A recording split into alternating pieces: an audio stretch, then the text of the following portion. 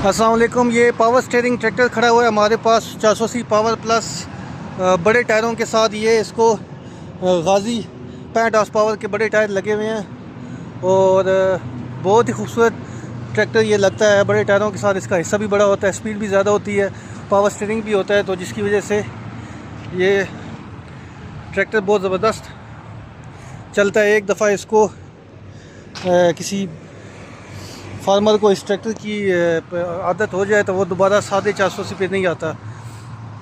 और ज़ाती तौर पर मुझे ख़ुद 480 पावर प्लस बहुत पसंद है, ख़ास तौर पर जब से ये कंपनी वालों ने इसको ये बड़े टायर लगाए हैं।